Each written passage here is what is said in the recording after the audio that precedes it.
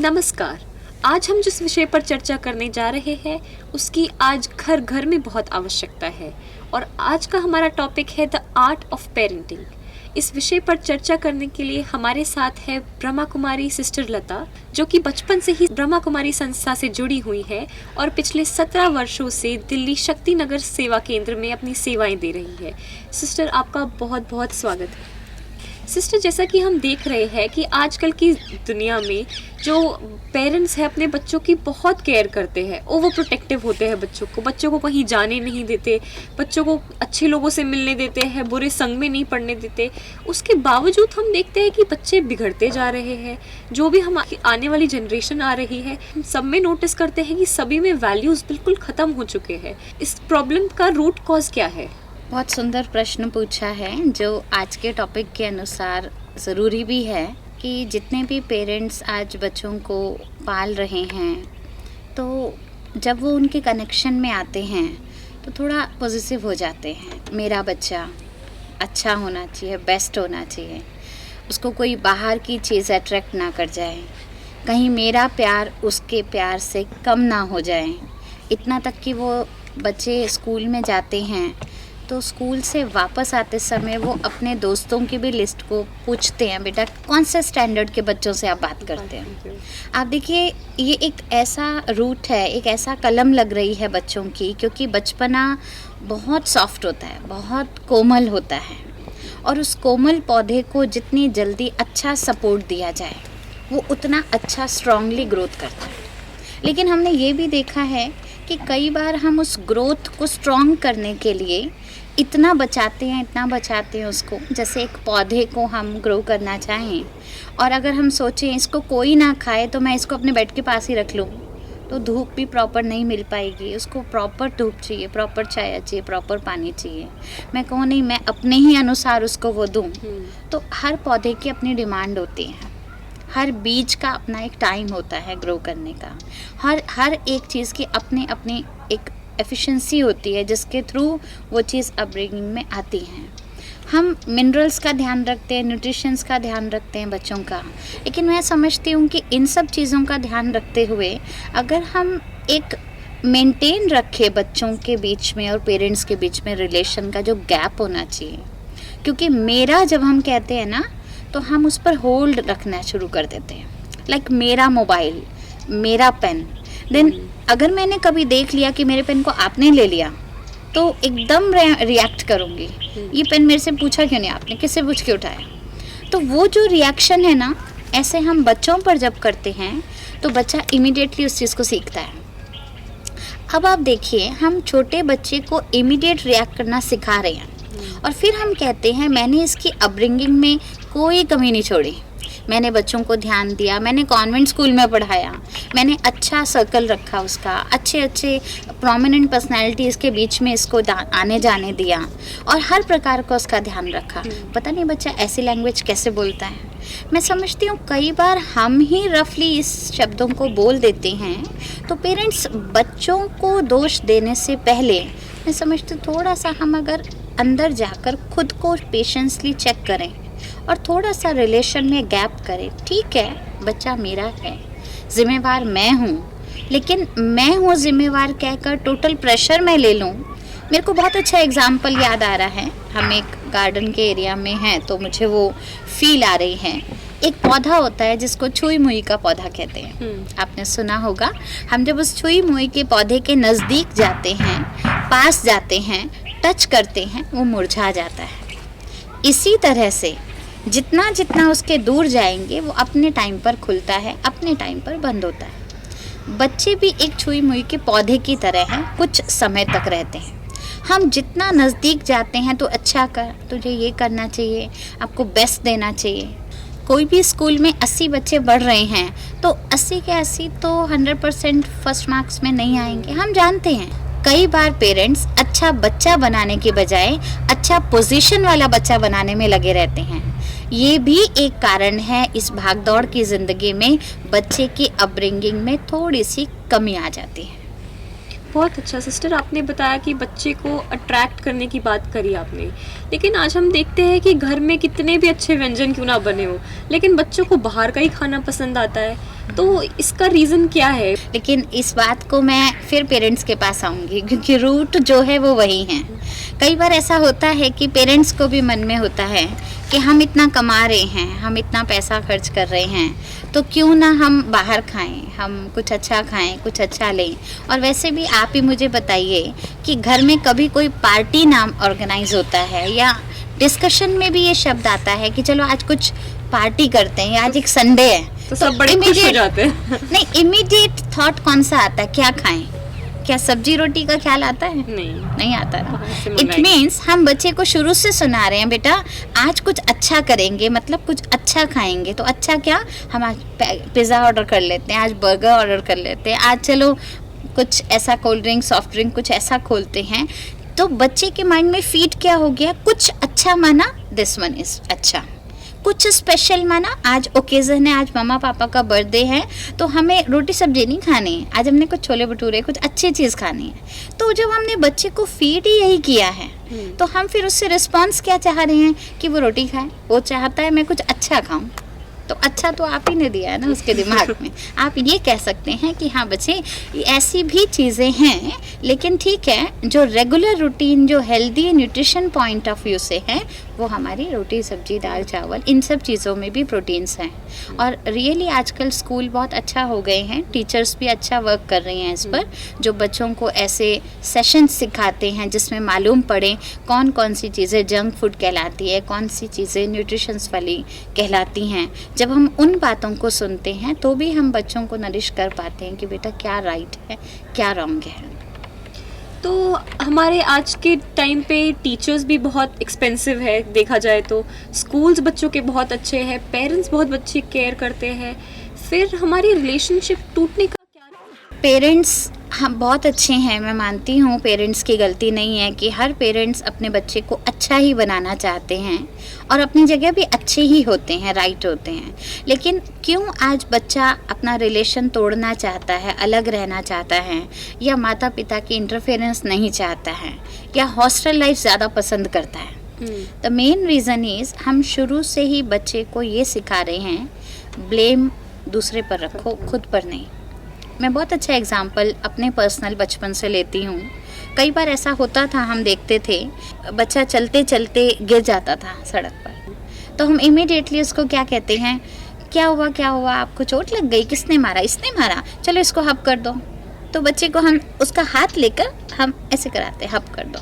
तो बच्चा बड़ा खुश होता है कि जिसने मेरे को मारा उसको मम्मा ने हिट कर दिया, then I will be okay, वो खुश हो जाता है। थोड़ा आगे चलता है, थोड़ा बच्चा किसी टेबल से टकरा जाता है, तो इमीडिएटली उसकी माँ कहते हैं अच्छा टेबल ने आपको मारा, चलो आ जाओ, हाथ पकड़ के उसको हब करवा देते हैं। ठीक है, बच्चा फिर खुश हो जाता है। थोड़ा और आगे जाता है, कभी दीवार से टकरा जाता है, फिर ये नहीं कहती कि दीवार को ठीक देख कर चलना चाहिए, साइड से चलना चाहिए, उसको सिखाया ही क्या जा रहा है, अच्छा दीवार को आप हब करो, हिट करो, कर देता है। आगे जाकर क्या करता है, वो पेरेंट्स को हिट करता है। और फिर हम कॉज करते हैं, क्वेश्चन क्रिएट करते हैं। कई पेरेंट्स हमारे पास आते हैं पूछने के लिए कि बच्चे को हमने आज तक कभी नहीं मारा और ये हमको उल्टा बोलता है, ये हमसे अलग जाना चाहता है। क्यों? वो ब्रेक करता ही रिलेशन इसलिए है क्योंकि हमने अपनी गलती सीखना उसको सिखाया नहीं। हमने हमेशा ये ध्यान रखा कि बेटा चुप हो जा बस, चाहे हम किसी का भी दोष दे दें। आज वो वही कर रहा है, आज वो अपनी गलती अपनी कमी नहीं देखता है, वो इमीडिएटली एक्शन दूसरे पर रख देता है और वो ये कहता है उनकी वजह से मेरे साथ ऐसा हुआ। और यही कुछ कारण हैं जिसके कारण बच्चे के अंदर वो जो कमी आती है, जो दिखती है, वो कमी उसकी बढ़ती ही चली जा रही है, जिसको बदलना हमारे लिए फिर एक लेवल पर आकर मुश्किल हो जाता है। आपने सुना होगा छोटे पौधे को ग्रो करते समय हम उसकी सीधा वो बढ़े उसका बहुत ध्यान रखते हैं, लेकिन एक पौधा जिसको हमने ध्यान ही नहीं दिया, कभी जंगल में बढ़ा, ऐसे ही निकल गया पौधा और वो टेढ़ा बढ़ गया, अगर हम उसको सीधा करना चाहें बड़े पौधे को तो वो टूट जाएगा।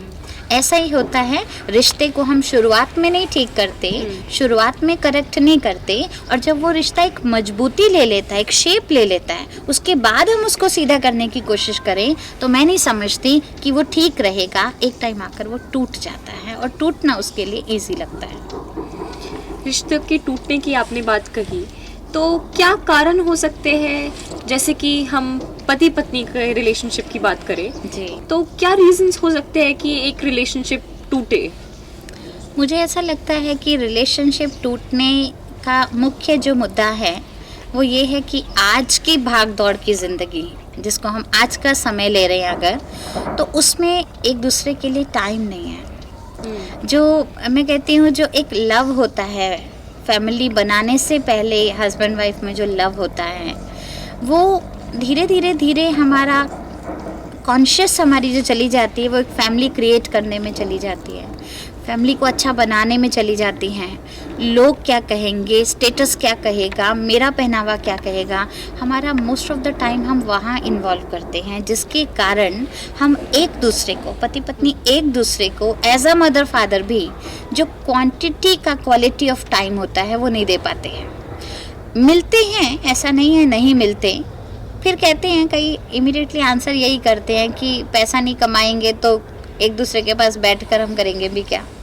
नेचुरल है, एक हमें टाइम देना भी पड़ेगा, पैसा कमाने के लिए जाना भी पड़ेगा, लेकिन मैं कहती हूँ रात का खाना ही हम अगर एक टाइम मिल बांट कर इकट्ठे खा लें, अगर हम एक टाइम के भोजन में भी एक साथ बैठकर एक दूसरे का वेट करके, मैं पहले की महिलाओं को देखती थी कि वेट करते थे कि पति आएंगे खाएंगे। मैं नहीं कहती कि ठीक है नारी को कोई अंडर में रहना है, ये अंडर नहीं है कि किसी पुरुष के दबाव में रहना है या उनकी मैं वेट करती रहूं, ऐसी सती बन के मुझे रहना है।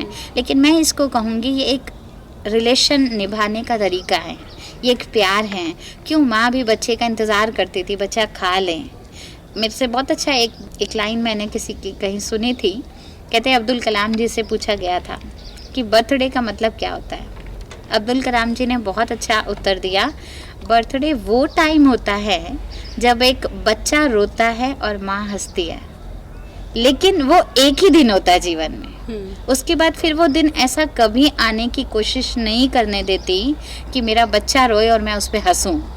इसका मतलब पेरेंट्स का या पति पत्नी का आपस में इतनी अच्छी म्यूचुअल अंडरस्टैंडिंग होती है, जिसके कारण वो बच्चों को भी हर घड़ी खुशी दे सके। तो वो अंडरस्टैंडिंग बनी रहे, मिसअंडरस्टैंड ना हो, उसके लिए फेथ, लोग आजकल कह देते रिलेशन अच्छा रखना है तो विश्वास होना चाहिए, भरोसे पर होना चाहिए। मैं कहती हूँ भरोसा वेरी लास्ट चीज़ है, सबसे पहली चीज़ है टाइम एंड लव। वो प्यार होना चाहिए, वो समय होना चाहिए हमें एक दूसरे के प्रति। कुछ नहीं तो टेबल पर बैठकर एक टाइम का खाना अगर हम एक साथ खाएं, और जैसे थोड़ा टाइम निकालकर कोई अपनी बात शेयर करें। आजकल एक बेड पर भी बैठे हुए हम व्हाट्सएप से शेयरिंग करते हैं। आप बताइए, जब अगर उसका ही टाइम नहीं है हमें, तो हम कैसे रिलेशन को हम क्लोज कर सकेंगे या अच्छा बॉन्ड बना सकेंगे। तो थोड़ा सा गैजेट्स गलत नहीं है, बहुत अच्छी चीज़ है। आजकल के समय में जो इलेक्ट्रॉनिक अप्लाइंसेस मिल रहे हैं हमें, टीवी आदि, वो सब यूज़ कीजिए, लेकिन उस यूज़ करने के चक्कर में हम अपने रिलेशन को मिसयूज़ ना कर दें, ख़त्म ना कर दें। तो आपका कहने का भाव ये है कि हमारा जो टाइम क्वोशंट है और वो प्यार का क्वोशंट है वो मिसिंग है। वो बिल्कुल ना। तो इस लव क्वोशंट को कैसे हम अपने जीवन में, प्यार को, आपस के परिवार में प्यार को कैसे भरपूर करें? मुख्य बात ही यही है कि मनुष्य ये चाह नहीं रहा। क्या है, बच्चे को भी भूख कब लगती है? जब उसको खाना दिखाया जाता है, बेटा खा ले, या टाइम दिखाया जाता है, 1 बज गया, लंच टाइम है। स्कूल में भी बेल बजती है, लंच टाइम का पीरियड हो गया है। तो प्यार की भी भूख लगनी चाहिए अंदर से। जब तक भूख नहीं लगेगी ना हमें कि ये चीज़ चाहिए मुझे, आज हम कुछ सीरियल लवफुल देखकर या फिर कोई लव स्टोरी सुनकर हम समझते लव कंप्लीट है, मेरे पास बहुत है, लेकिन एक्चुअल में हमें प्यार मिलेगा कहाँ से? बहुत सुंदर बात आती है अंदर से। कहते हर चीज़ का एक स्रोत होता है। जैसे आपने देखा है, बारिश होती है तो पानी नीचे की तरफ आता है। क्यों आता है? क्योंकि पानी का जो सोर्स है वो सागर से है। तो सागर नीचे होता है तो बादलों की जो वर्षा होती है वो नीचे की तरफ होती है। आपने देखा कभी अग्नि जलती है तो लपटें ऊपर की ओर उठती हैं, क्यों? क्योंकि जो सूर्य है वो अग्नि का स्रोत है, तो ऑटोमेटिकली कोई चीज़ जलती है तो वो ऊपर की ओर जाती है। इसी तरह प्यार का भी एक सोर्स है, एक स्रोत है जिससे मुझे जुड़ना है, और वो कौन है? वो है प्यार का सागर, जिसको ocean of peace, ocean of knowledge, ocean of love कहते हैं हम। लेकिन आज भगवान भी बहुत सारे हैं, जिसके कारण हमें ये नहीं मालूम कि किस भगवान से हम प्यार मांगे। हम कई बार भगवान के विषय में ही गलत शब्द कह देते हैं कि राम जी का सीता जी से प्यार था, परंतु फिर भी देखो सीता जी चोरी हो गई, केयर टेक नहीं किया उन्होंने ठीक से। हम भगवान पर ही जब क्वेश्चन उठा रहे हैं तो सोचिए भगवान से प्यार की क्या उम्मीद रखेगा इंसान। बहुत सुंदर आज की यंग जनरेशन सीधी सी बात कह देती है। वो कहती है कि हम किस भगवान की बातें कर रहे हैं, वो राम जी की पूजा करे जो सीता जी की केयर नहीं कर सका, उस हनुमान जी की पूजा करें जो वो ढूंढ रहा है श्री राम जी के साथ कि सीता कहाँ गई है। सोचिए आज रिलीजियस बातों पर भी मजाक बन रहे हैं, जोक बन रहे हैं, तो रिलीजियस का मीनिंग तो ख़त्म ही हो गया। फिर हम प्यार लेने की उम्मीद किससे कर रहे हैं? तो मेडिटेशन, ये राजयोग जो है, ब्रह्मा कुमारी संस्था में ये चीज़ बहुत क्लियर बताई जाती है कि हम आप एक दूसरे को टाइम दे सकते हैं। कई हमसे पेरेंट्स आकर डिस्कस करते हैं, अपने बच्चों की प्रॉब्लम बताते हैं, हम उनको सजेशन भी देते हैं, लेकिन फिर भी हम कहते हैं ये एक टैबलेट है, एक टैबलेट खाते खाते कब तक आप अपनी ज़िंदगी चलाएंगे? क्यों ना आप अपने आप को ही फुल हेल्दी बना लें। और फुल हेल्दी बनाना है तो ज़रूर है अपने आप को कुछ ऐसी चीज़ दें जिससे हम अपनी हेल्थ को अच्छा बना सकें, और वो इनर हेल्थ जो है वो एक्चुअल में मेरी परमात्मा की याद से बन पाएगी। उस source of purity, source of love से जब हमारा कनेक्शन हो जाता है तो वो कनेक्शन हमारे अंदर धीरे धीरे हमको फुल करता है। जिसके लिए मुझे बहुत अच्छी बात याद आती है, जो हमारे पास होगा हम वो देंगे। एक व्यक्ति ने, एक भिखारी ने जाकर गुड़ की दुकान पर जाकर बोला, भाई साहब कुछ तो दे दो सुबह सुबह। तो उसने कहा चल भाग यहाँ से, क्या सुबह सुबह मांगने आ गया। तो भिखारी ने बड़ी अच्छी बात कही, सेठ जी गुड़ की दुकान पर बैठे हो, गुड़ जैसा तो बोल लो। मतलब हम रख के बैठे हो फिर भी हम वो चीज़ ना दे, इसका मतलब हमारे पास होना भी ना होने के बराबर है। तो हमारे पास यदि प्यार होगा तो हम प्यार देंगे। और आज सबसे बड़ा क्वेश्चन क्या है, कहाँ से लाएं इतना प्यार? आज सारे कह देते बच्चों को भी हम प्यार दें, पड़ोसी को भी हम ही प्यार से बोलें, पति को भी हम ही प्यार से देखें, सास को भी हम ही प्यार दें, तो मेरा प्यार ख़त्म नहीं हो जाएगा। आज ये लाइन बोलते हैं, पर क्यों बोलते हैं? क्योंकि मेरा प्यार का कनेक्शन, जो सोर्स है मेरा, उससे कनेक्शन नहीं है। तो मैं तो ये कहूँगी पहले आप कनेक्शन जोड़िए, फिर आप देना शुरू कीजिए। टैंक अपना ही फुल नहीं होगा, अगर हम दूसरे को देना शुरू करेंगे तो एक दिन हम सूख जाएंगे। सिस्टर, बहुत ही अच्छी तरीके से आपने बताया कि कैसे प्यार के सागर से कनेक्ट होके हमें अपने उससे प्यार लेना है, क्योंकि सागर तो कभी खाली नहीं होता। एक लास्ट क्वेश्चन मैं आपसे पूछना चाहूँगी, जो पेरेंटिंग का की क्वेश्चन है कि बच्चों को पाल पोस के बड़ा करना तो इजी टास्क नहीं है, तो ऐसी कौन सी मतलब एक गोल्डन की मिल जाए हमें जिससे ये प्रॉब्लम हमारी सॉल्व हो जाए? आज की डिमांड यही है कि हर कोई चाहता है कोई ऐसी चाबी मिल जाए जिससे मेरा काम हो जाए। नेचुरल है, मैं आपको चाबी में ही देखकर इस बात को बहुत सुंदर बताऊंगी। चाबी का काम क्या होता है, मैं एक छोटा सा वाक्यांश दूंगी। चाबी जब भी कोई काम करती है तो वो ताले के अंदर जाती है। हम ताला खोल सकते हैं हथौड़ा मार के भी, लेकिन हथौड़े से अगर हम ताला खोलेंगे तो वो ताला दोबारा काम नहीं आएगा। लेकिन अगर चाबी से हम ताला खोलेंगे तो वो अंदर जाकर इतनी स्मूथली खोलेंगे जो अगेन उसको बंद करने में भी काम आएगा। तो वो चाबी एक्चुअल में है बच्चों के अंदर तक जाकर अंदर से उनको स्ट्रॉन्ग बनाए। आज हम बच्चों को बाहर से तो बहुत अच्छा स्ट्रॉन्ग कर रहे हैं, ये हाइजीनिक है, इसको हाथ मत लगाइए, ये ऐसी चीज़ है, इसको ऐसा चलाना चाहिए, या उन बच्चों से बात नहीं करना है, उनके हाथ में जर्म्स था आपने क्यों हाथ मिलाया, डेटॉल यूज़ करना है, सैनिटाइज़र यूज़ करना, ये सब चीज़ें हम बहुत अच्छा समझा रहे हैं। लेकिन मैं कहती हूँ इंटरनली हम उनको कैसे स्ट्रॉन्ग करें, और इंटरनली स्ट्रॉन्ग करने के लिए हमें अंदर जाना पड़ेगा। लाइक चाबी में की बात कर रहे हैं आप, तो हमें अंदर जाने के लिए बच्चों के अंदर क्या जाए, कैसे जाए? कई कहते मैं कोई उसके अंदर घुसी हुई हूँ मैं जो उसको समझाऊँ, नेचुरल बात है, कोई किसी के अंदर घुसा नहीं हुआ, लेकिन जैसे हम खुद को समझ पाएं ऐसे हम उस बच्चे की भी अंदर की भावना को समझने की कोशिश करें। जैसे मान लीजिए एक बच्चा आता है, मेरी वाइट ड्रेस है, वो मेरी वाइट ड्रेस पर इंक गिराता है, मैं उसको कहती हूँ मुझे तो अंदर से बहुत अच्छा रखना है उसको, कोई बात नहीं बेटा गिरा ले, ये गलत है। मैं उसको सिखाऊं, उसको समझाऊं, बेटा ये चीज़ अच्छी बात नहीं होती है, और तरीके से समझाऊं। समझाने का मतलब ये नहीं कि मैंने प्यार से शब्द से बोल दिया ये गलत बात है, नो ऐसा नहीं करना, सिर्फ ये शब्द समझाना नहीं है। समझाने का मतलब होता है कि वो दोबारा भी अगर इंक को लेकर आ रहा हो तो आपकी इंट्यूशन वो ना चले कि फिर गिराने आ गया।